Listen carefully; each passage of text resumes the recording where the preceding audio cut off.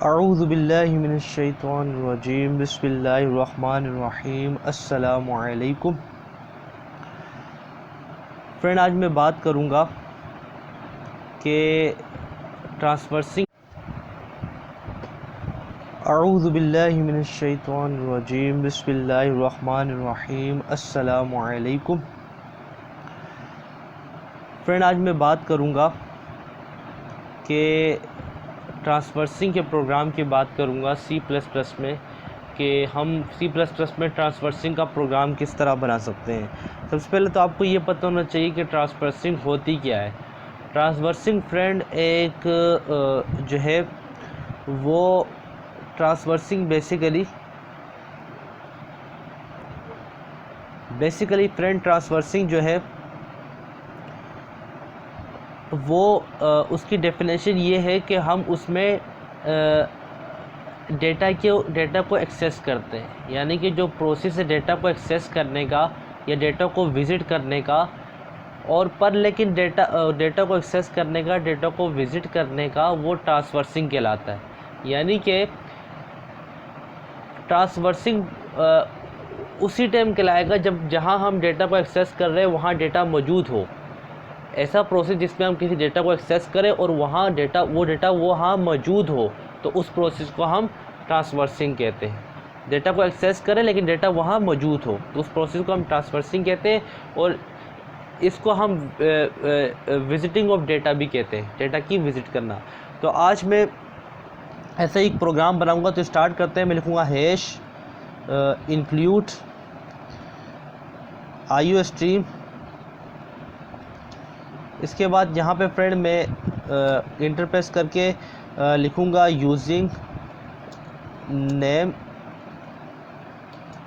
Name space std semicolon डाल के friend मैं यहाँ लिखूँगा इंट मैन और small bracket open and close. इसके बाद फ्रेंड यहाँ पे मैं इंटरप्रेस करके curly braces open and close कर दूँगा। तो ये देखिए मैंने C लैंग्वेज की लाइब्रेरी लिख ली। अब इसके बाद मैंने करना क्या है, इसके बाद यहाँ पे मैं जो भी आपको C लैंग्वेज की नहीं, C++ लैंग्वेज की, प्रोग्रामिंग लैंग्वेज की। तो C++ प्रोग्रामिंग लैंग्वेज में जो भी आपको प्रोग्राम बनाना, तो सबसे पहले आपको ये चीज़ें लिखनी पड़ेगी। इसके बाद फ्रेंड मैंने क्या करना है, इसके बाद यहाँ पे मैं एक एरे लेता हूँ, क्योंकि मैं डेटा को एक्सेस करना है, डेटा को विज़िट करना है, तो वो डेटा मैं एक एरे में स्टोर कराता हूँ। एरे को लेने के लिए मैं एरे के लिए वेरिएबल a लेता हूँ और एरे का साइज़ लेता हूँ। मैं एरे का साइज़ 5 ले लेता हूँ कि एरे का साइज़ 5 होने का मतलब ये है कि एरे की लेंथ 5 है। यानी कि एरे की लेंथ 5 होने का मतलब ये है कि एरे में 5 एलिमेंट्स स्टोर होंगे। तो यहाँ पे फिर मैं इक्वल टू डाल के curly braces open and close करता हूँ और उन 5 एलिमेंट्स का नाम लिखता हूँ जिनको मैंने स्टोर कराना है। एक है 1, second 2, third 3, fourth 4 and last 5। अच्छा, इसके बाद मैंने क्या करना है, यहाँ पे मैं सेमीकोलन डाल के यहाँ पे ये जो मैंने एलिमेंट लिखे हैं 1 2 4 5, इनको मैंने विज़िट करना है, इन तक एक्सेस करना है। कहाँ पे इनको विज़िट करना है, कहाँ पे इन तक एक्सेस करना है, मैंने इनको विज़िट करना है प्रोग्राम के आउटपुट में। तो इसके लिए मैं क्या करूँगा कि उसके लिए मैं क्या करूँगा फ्रेंड, मैं लूप चलाऊँगा। और लूप चलाने के लिए कोई भी लूप आप चलाते हो उसके लिए पहले आप वेरिएबल लेते हो। तो यहाँ पे मैं एक वेरिएबल i ले लेता हूँ और उसके बाद फ्रेंड इसको i को मैं 0 के इक्वल कर देता हूँ। मैंने i में 0 स्टोर क्यों कराया, क्योंकि अगर मैं i को ऐसे ही डिक्लेयर कर देता, 0 काट के सिर्फ ऐसे ही i को मैं डिक्लेयर कर देता, तो हो सकता था कि हमारा लूप ठीक तरीके से नहीं चलता और क्योंकि i की वैल्यू में बग आ जाता। i की वैल्यू में बग ना आए उसको, इसलिए हम i को 0 के इक्वल कर देते हैं, जिसका मतलब ये होता है कि i में वैल्यू तो कोई मौजूद नहीं है लेकिन बग ना आए, इसी वजह से हमने इसको 0 के इक्वल कर दिया। अब फ्रेंड यहाँ पे मैं फोर लिखता हूँ और फोर लिखने के बाद यहाँ small brackets open and close कर देता हूँ। फ्रेंड यहाँ पे मैं आपको पता है कि लूप के अंदर जो आपने लूप के लिए वेरिएबल लिया उसको आप इनिशियलाइज़ कराते हो। तो यहाँ पे फ्रेंड मैंने इनिशियलाइज़ करा दिया। उसके बाद सेमी कॉलम डाल के यहाँ पे फ्रेंड मैंने क्या करना है कि मैं एक कंडीशन लिखूँगा। और आपको पता है कि आप लूप में जो कंडीशन लिखते हो आप उस कंडीशन में उसी लूप के लिए जो वेरिएबल लिया उसको यूज़ करते हो। और वो जो कंडीशन आप लिखते हो वो कंडीशन हमेशा इस तरीके से होती है कि आप उन नंबर ऑफ़ एलिमेंट्स जो आपने एरे में स्टोर कराए हैं उस नंबर से आप लेस देन वो कंडीशन में लिखते हो। यानी कि मैंने कितने एलिमेंट्स एरे में स्टोर कराए हैं, मैंने 5 एलिमेंट्स एरे में स्टोर कराए हैं, तो मैं यहाँ लिखूँगा a लेस देन 4। अब यहाँ a लेस देन 5। अब फ्रेंड यहाँ पे मैंने a लेस देन 5 क्यों लिखा? मैंने यहाँ पे a लेस देन 5 इसलिए लिखा क्योंकि आपको पता है कि हमारे इंडेक्सेस जो हैं वो शुरू होते हैं कहाँ से? 0 से। और ये जो i वेरिएबल मैंने लिया है ये लूप के लिए लिया है, लेकिन ये किसको शो कर रहा है? ये नंबर ऑफ़ इंडेक्सेस को शो कर रहा है एरे का। तो इसलिए यहाँ पे आई जो है वो नंबर ऑफ़ इंडेक्सेस एरे का शो कर रहा है।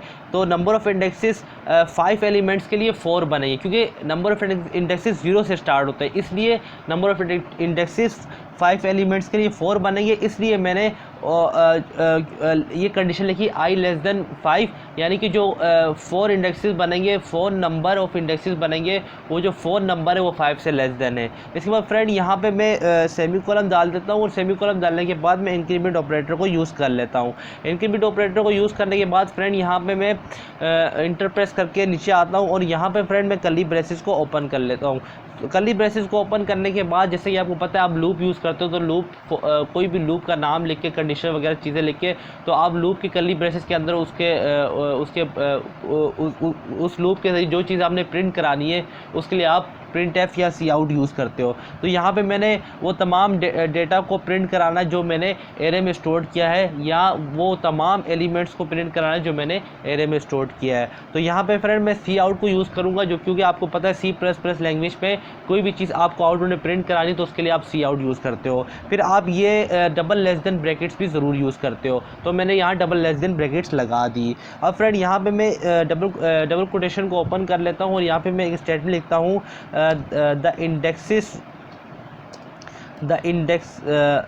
the number of index is। अब फ्रेंड यहाँ पे मैंने ये स्टेटमेंट क्यों लिखी है the number of indexes? Friend यहाँ पे मैंने ये स्टेटमेंट इसलिए लिखी है कि मैं चाहता हूँ कि जो मेरे इंडेक्स की वैल्यू, यानी कि जो एलिमेंट्स जो मैंने एरे में स्टोर कराए हैं जो कि इंडेक्स के अंदर स्टोर्ड हैं, जिनको हम इंडेक्स की वैल्यू भी कह सकते हैं, जब वो आउटपुट में आए तो उनके साथ वो इंडेक्स नंबर भी आए जो जिस इंडेक्स में वो स्टोर्ड हैं, जिस इंडेक्स नंबर में वो वैल्यू स्टोर्ड है वो इंडेक्स नंबर भी उस वैल्यू के साथ आउटपुट में आए। तो उसके लिए मैंने यहाँ नंबर ऑफ़ इंडेक्स लिखा है। और यहाँ पे फ्रेंड इसके बाद यहाँ पे मैं क्या करूँगा, मैं \t यूज़ करूँगा। अच्छा, अब यहाँ मैं \t क्यों यूज़ कर रहा हूँ? मैं \t इसलिए यूज़ कर रहा हूँ क्योंकि मैं चाहता हूँ कि जो भी मेरा नंबर ऑफ़ इंडेक्स आए वो इस स्टेटमेंट से द नंबर ऑफ़ इंडेक्स इस से, ये जो स्टेटमेंट है द नंबर ऑफ़ इंडेक्स इस स्टेटमेंट से थोड़ा फासले पे आए, इसलिए मैं \t यूज़ कर रहा हूँ। अच्छा, अब नंबर ऑफ़ इंडेक्सेस को आउटपुट में प्रिंट कराने के लिए आप यूज़ करोगे वो वेरिएबल जो आपने लूप के लिए लिया है, यानी i, क्योंकि i किसको शो कर रहा है? i शो कर रहा है नंबर ऑफ़ इंडेक्सेस को। उसके बाद मैं दोबारा डबल लेस देन साइन को डाल दूंगा और दोबारा डबल लेस देन साइन डालने के बाद फ्रेंड यहाँ पे एक और स्टेटमेंट प्रिंट कराऊँगा और वो स्टेटमेंट होगी the value of indexes. The value of indexes।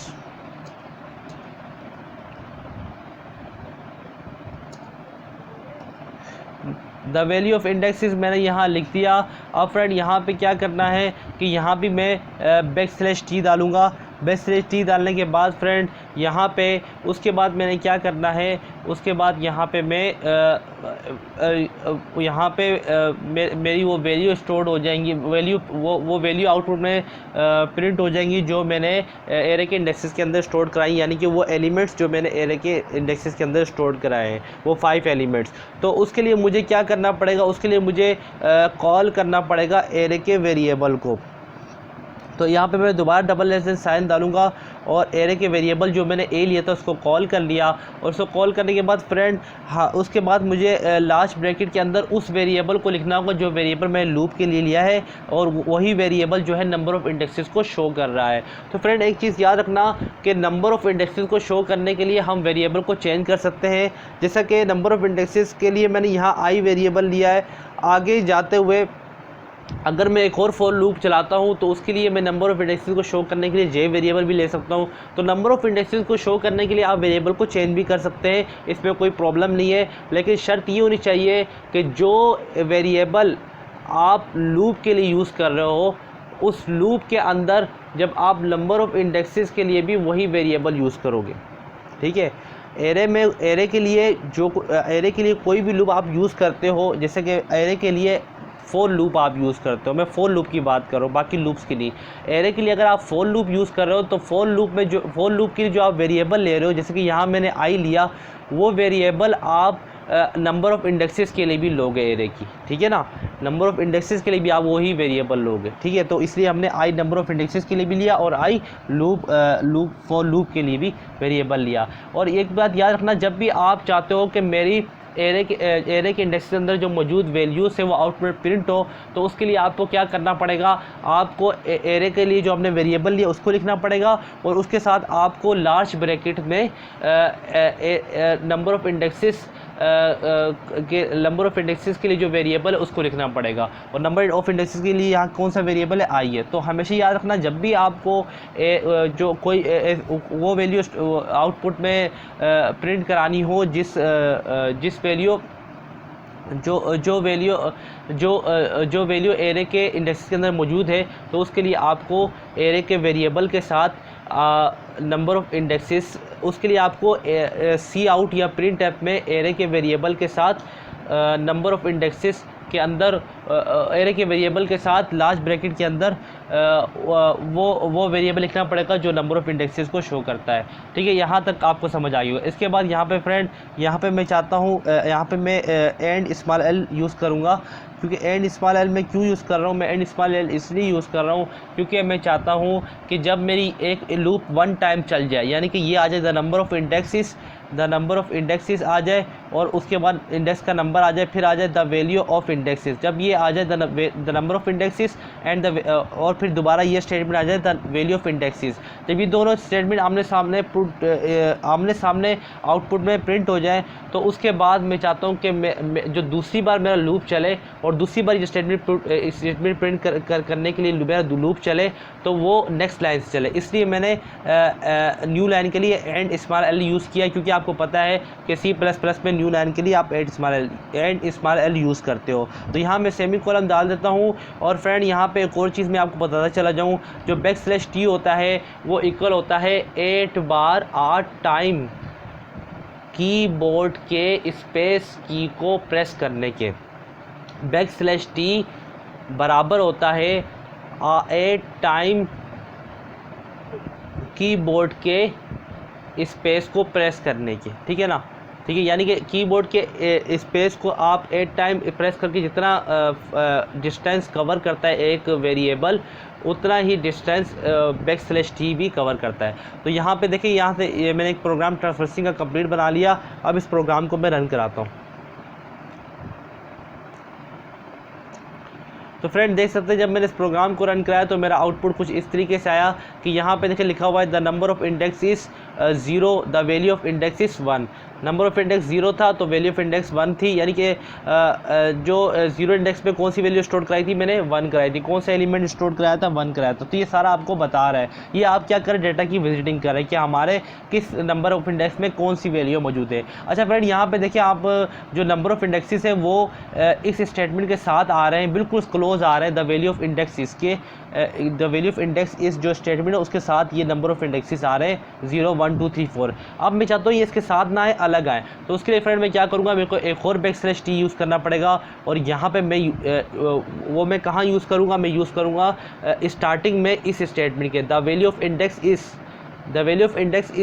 की स्टेटमेंट के स्टार्टिंग में मैं \t यूज़ करूँगा। तो यहाँ पे मैंने \t यूज़ कर दिया। अब दोबारा इस प्रोग्राम को रन कराता हूँ और आप देखोगे वैल्यूज़ अलग अलग आएंगी। देखिए फ्रेंड, आप देख सकते हैं कि वैल्यूज़ अब फासले पे आ रही हैं। अब वैल्यूज़ ये जो 0 1 2 3 4 है, ये जो 0 1 2 3 4 वैल्यू है, ये इस स्टेटमेंट के साथ नहीं आ रही, जो कि है द वैल्यू ऑफ इंडेक्सेस। तो फ्रेंड, मैंने आपको बता दिया कि हम ट्रांसवर्सिंग का प्रोग्राम किस तरह बना सकते हैं। अब फ्रेंड, आप ट्रांसवर्सिंग का प्रोग्राम सी इन को यूज़ करके भी बना सकते हैं। यानी कि सी इन का मतलब कि आप यूज़र से प्रोग्राम के रन टाइम पे डेटा के एलिमेंट्स ले सकते हैं और फिर उस एलिमेंट्स लेने के बाद उसको यूज़र के सामने